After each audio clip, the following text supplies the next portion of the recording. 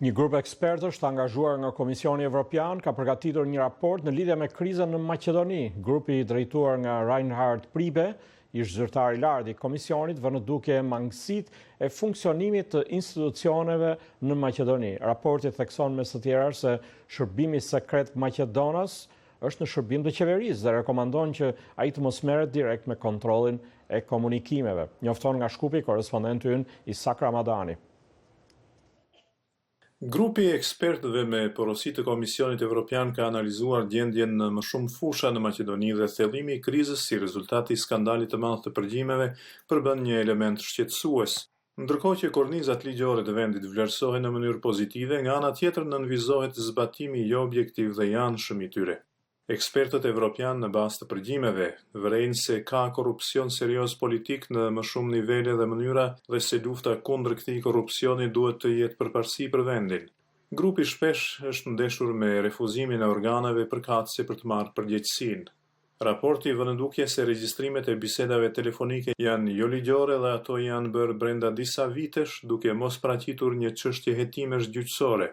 Cilësia e regjistrimeve i shtyn ekspertët evropian të vlerësojnë se ato janë bërë nga Shërbimi Kombëtar Maqedonas i Sigurisë.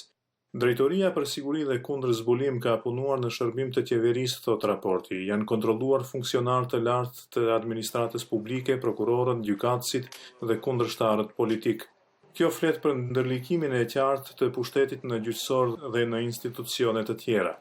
Në lidhje me procesin gjyqësor për përgjimet, ekspertët evropian theksojnë se do të ishte shqetësuese nëse hetimet bëhen veçanërisht ndaj njerëzve të opozitës dhe rrjedhjes dokumentave, jo në lidhje me përmbajtjen e keqbërjes që del nga transkriptat.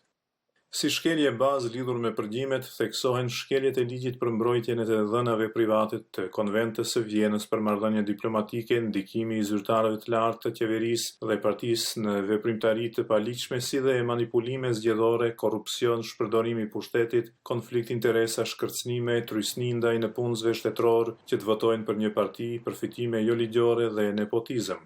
Rekomandimet e grupit të ekspertëve të Komisionit Evropian janë që shërbimi sekret të mos ketë kapacitet praktik për kontrollin direkt të komunikimeve, por kjo të shpërndahet edhe në për agjenci tjera, ndërsa këshillohet që agjencia e shërbimit sekret të kontrollohet nga Parlamenti i Maqedonisë. Qeveria e Maqedonisë nuk ka reaguar ndaj këtyre vërejtjeve të cilat opozita i shikon si mjaft kritike.